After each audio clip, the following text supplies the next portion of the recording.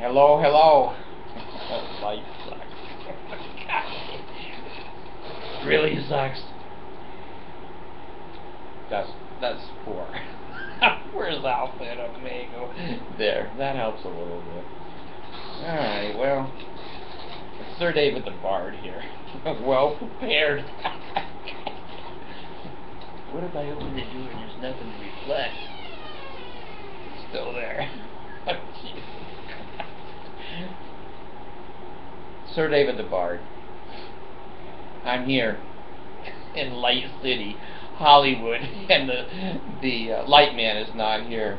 You know, it reminds me of a funny story. It has nothing to do with this video. I had a friend who was a light man in Hollywood, and kind of a dumb shit, kind of a Mickey Mouse guy, and took me over to his house one night, and he was telling me about his job and how important he was, and we got talking about guns, and he had a little pistol, and he said, "Do you want me to show it to you?" I said, "Okay, I don't care."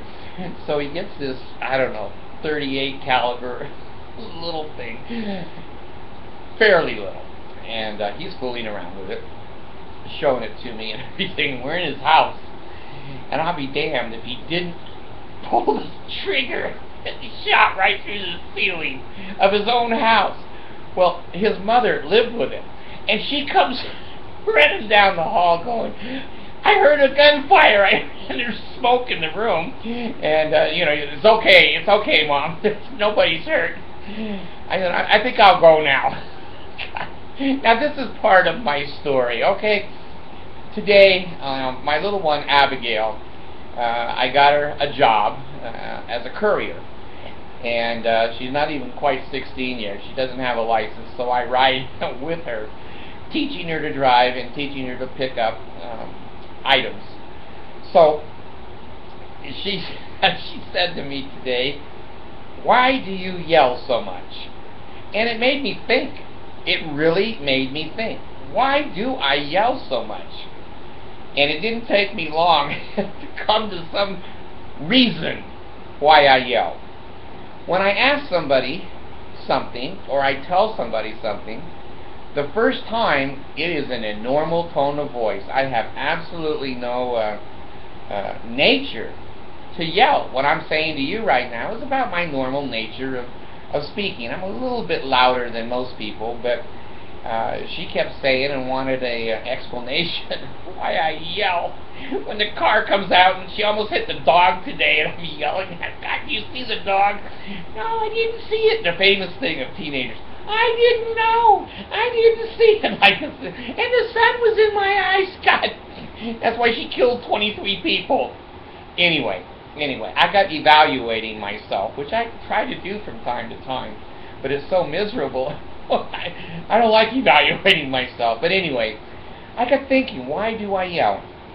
Well, first of all, when you marry another culture and another language, they don't get it the first time. As soon as you say, "Honey, could I get a bowl of spaghetti?"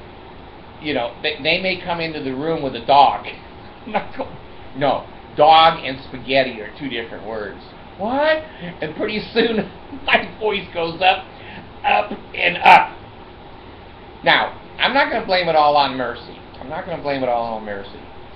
It's been the frosting on the cake.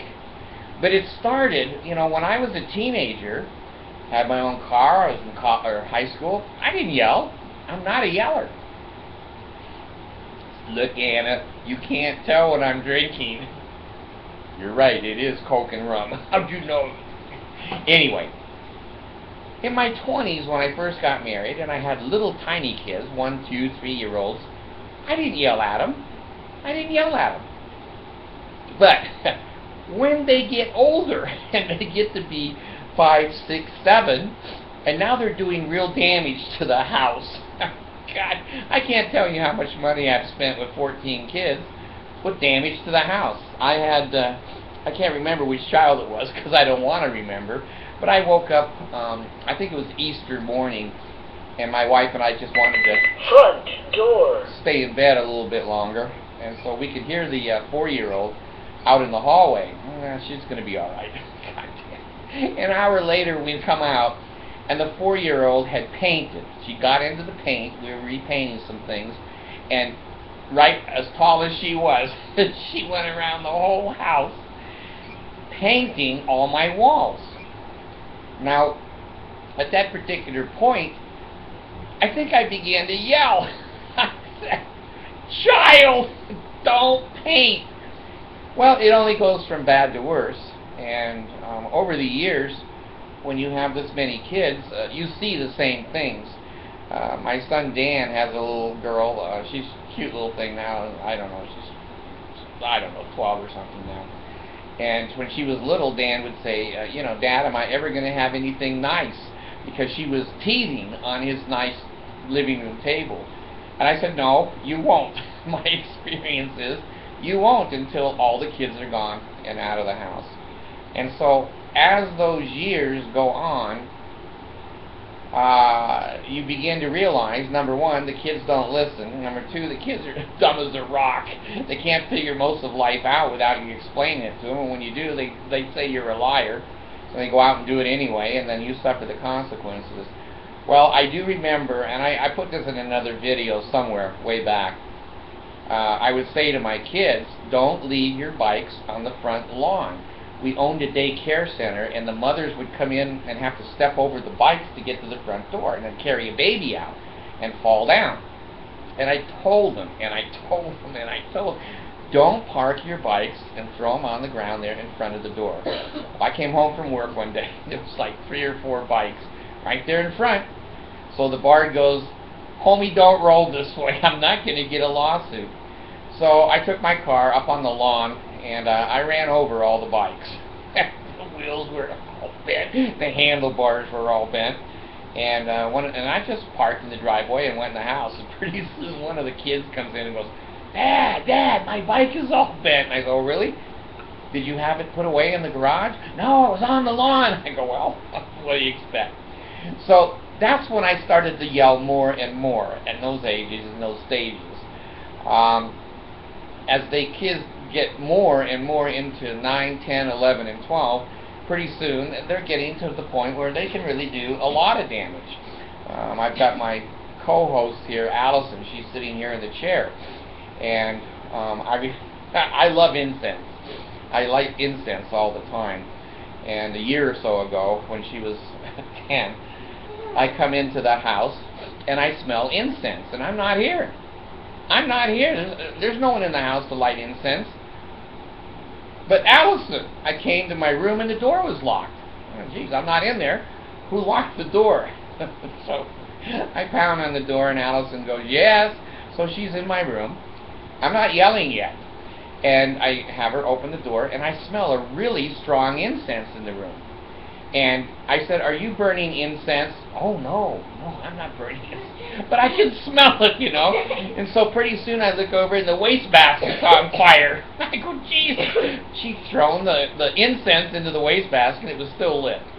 So that's when I began to yell more and more. And then the other thing was with Allison, she lit some incense when she was even a little bit younger in her room.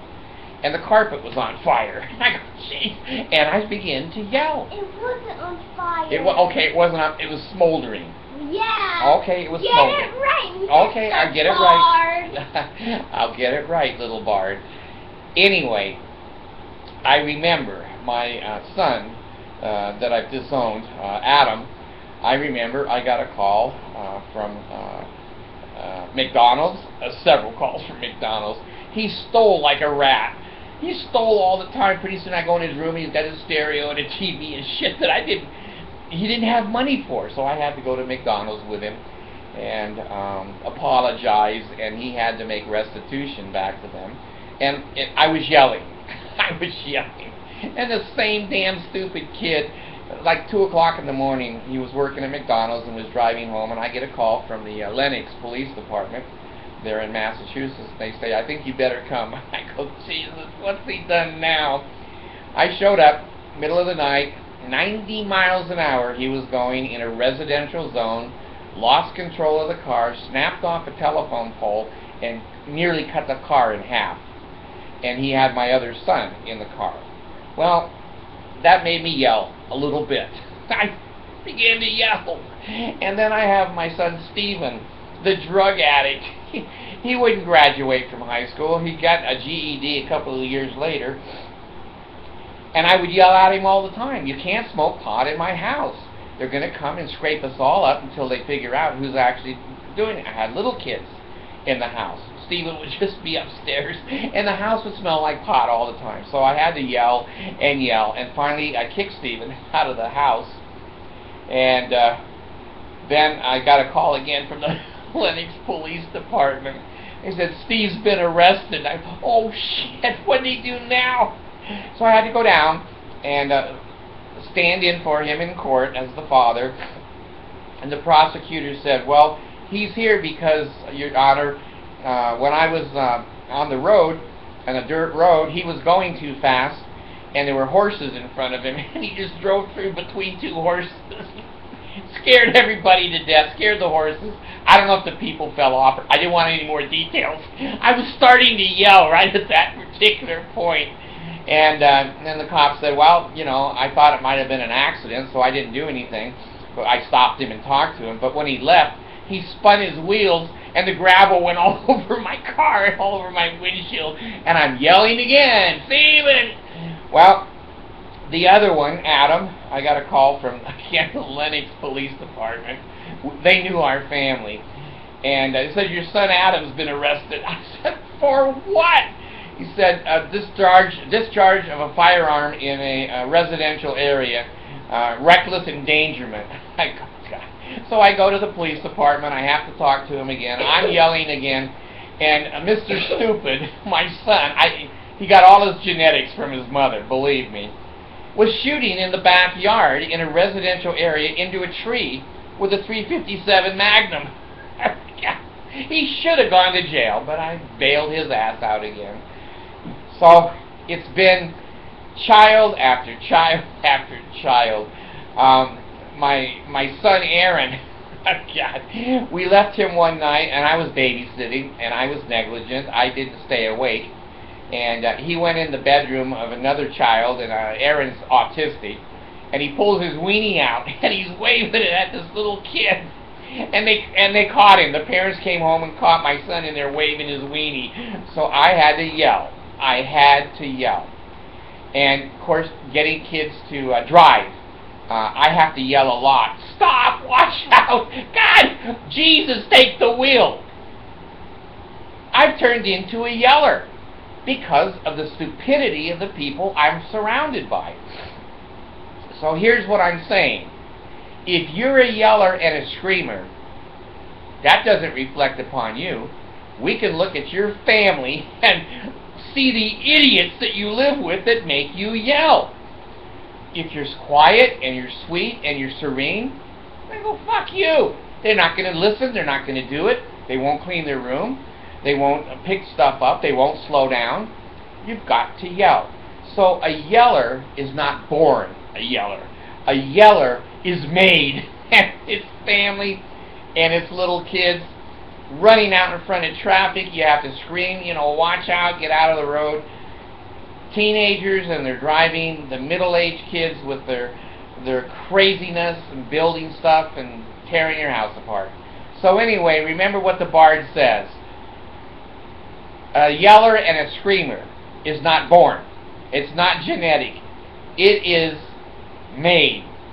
That person is made by the people they live with and the people they work with. So it can work. It can go into the work community too. If you have a boss and pretty soon you break down, it's not you. It's him. If you have a wife that does some really stupid things. I had one total a brand new car. I yelled. I said, "What are you trying to make a left-hand turn at 55 miles an hour? You're going to hit somebody or something." So I was yelling. So anyway, the Bard has to admit, I'm a yeller, and I've been created that way by these people in my family. So, I want you to always have health in the navel, marrow in the bones, strength in the loins, and in the sinews, power and priesthood be upon me, and upon my posterity through all generations of time, and throughout all eternity. The Bard Yeller is gone.